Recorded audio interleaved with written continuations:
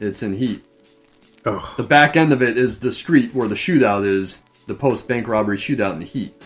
So years ago, when Susie and I were together and we were in Los Angeles and we were visiting that area, I got super stoked because we were on that street. Mm-hmm.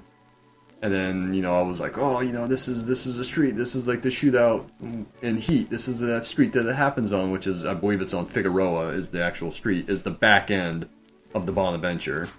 So, a little nerdy trivia for anyone that's interested. But yeah, the shootout in the Heat is on Figueroa Street, which is the back end of the Bonaventure.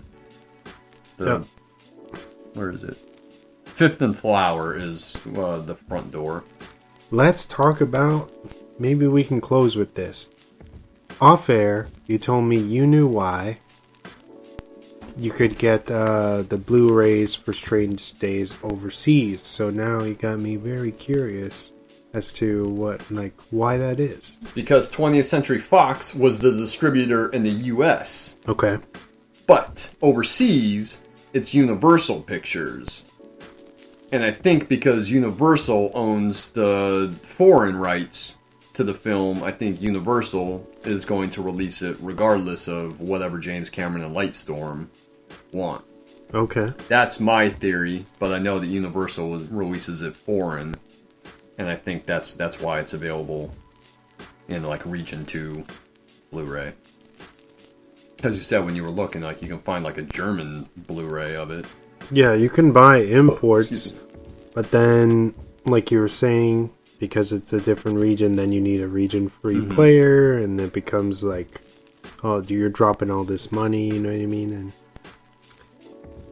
if you want to do that, more power to you, but so hopefully this episode will get us on the right track to some of those releases, man. I hope so. I doubt it.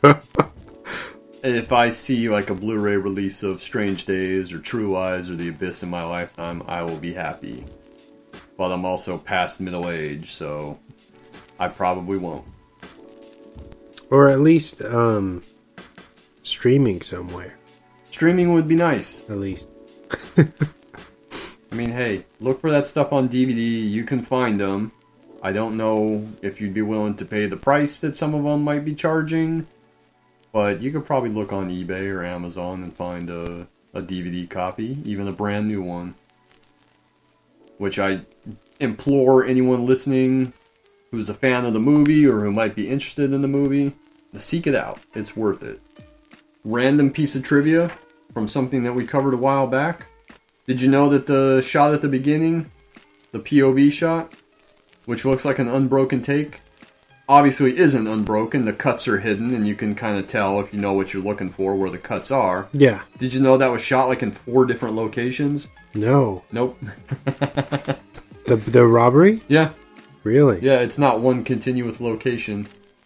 Well, you wouldn't. Yeah, that's some great editing. It looks great. The train that was done in reverse, right? I read that. Yeah. Yeah. Somewhere. Her running away from or trying to jump across the tracks when the train was coming at her. She barely escapes. So yeah, in reality, the train is backing up from her. Yeah. And they just played it in. Yeah. I mean, much safer trying to do that even with a professional stunt person. Could go wrong. Yeah, that train is very close when she manages to move in front of it. Yeah, you see that? And she's barefoot. And she's barefoot too. Which you can see when she calls Lenny to try to get him to come and get her because she's in big trouble. They have a shot of her feet and they're just completely bloody and beat up because she's barefoot the entire time. Obviously, you know, trying to run for your life, you don't do so well in heels. Yeah. Crazy, man. Hey, man, I was so excited to talk about this movie. I'm kind of upset that it's a movie that is going to be hard to find for your listeners that might be first-timers. I'm hoping that if they're clicking on this, they've already seen it and they know what they're getting into. I hope so, but I also hope to bring new fans to the movie since it's so underrated. Yes. And because it's hard to find and, you know, was a box office bomb. It only made like $8 million off that $42 million budget. Do we know what it did in video sales at all? I don't know. But I definitely rented it like once or twice before I actually owned it. And I owned it on VHS, like in the super, like the clamshell, like 20th Century Fox it had plastic. They had a clamshell? Nice. And then I bought it on DVD. I think Joel still has the clamshell VHS. Oh yeah? Yeah. But yeah, it's a movie that I really hope some people will be able to discover for the first time.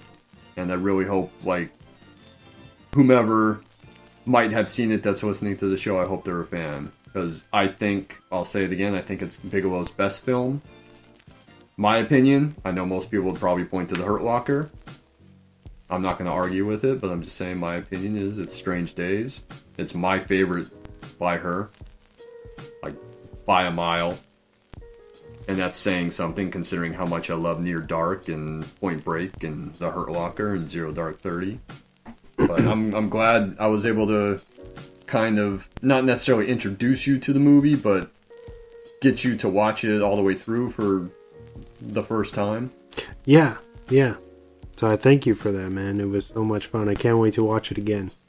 So, if you're stumbling upon this podcast, we operate out of San Diego, California. We are called Drop the Mic, and you can find us on all major podcast platforms, including Spotify, Stitcher, Spreaker, Sods, Apple Podcast, Amazon, all that good stuff. So check us out. Hit us with the 5 stars and a little positive review if you're feeling generous.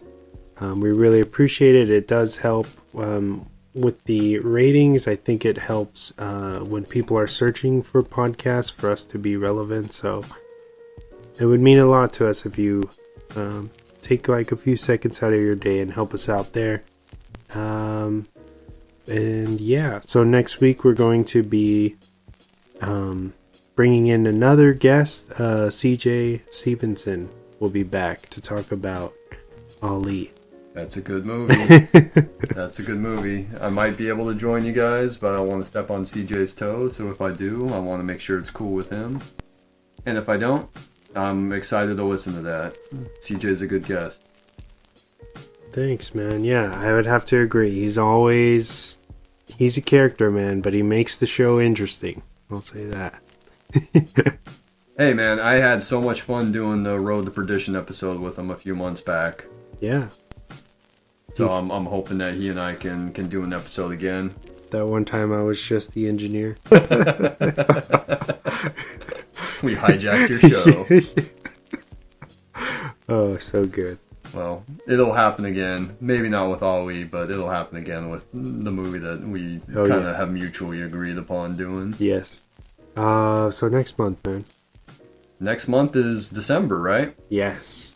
That means Christmas. So what are we going to talk about at Christmas time? What will it be? It's going to be more of a traditional Christmas movie. Yeah. The last few years, we've kind of gone outside of the box. And I felt like maybe this year we'll go back to something that's a bit more traditional. In as far as the story is kind of a traditional story, but not a very usual Christmas movie.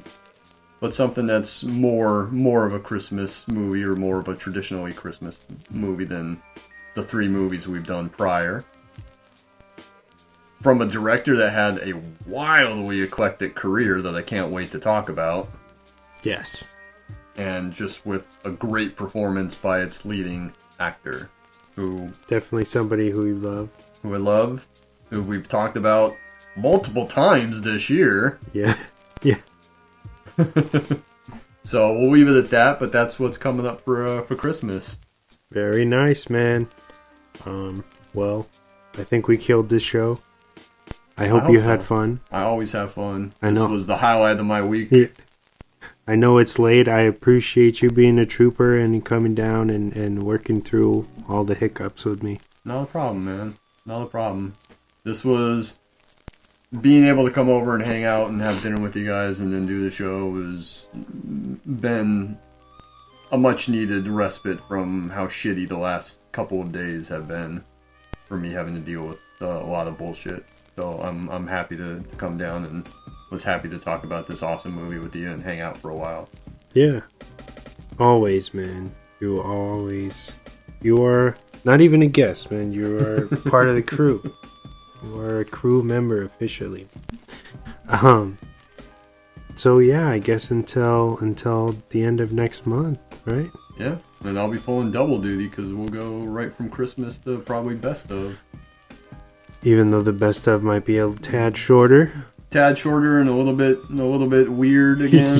Yeah. Because it still has been a weird year. But we're gonna do something. We will do something for sure. All right, man. Well, thanks again. All right. Happy late Thanksgiving to everyone. Yeah. And on that note, we say good fight and good night. Good night. Look, this is your life. Right here, right now. It's real time. You hear me? Real time. Time to get real, not playback. You understand? She doesn't love you anymore. Maybe she did once, I don't know, but she doesn't now. These are used emotions. It's time to trade them in. Memories were meant to fade, Lenny. They're designed that way for a reason. Have you ever been in love with someone who didn't return that love? Yeah, Lenny. I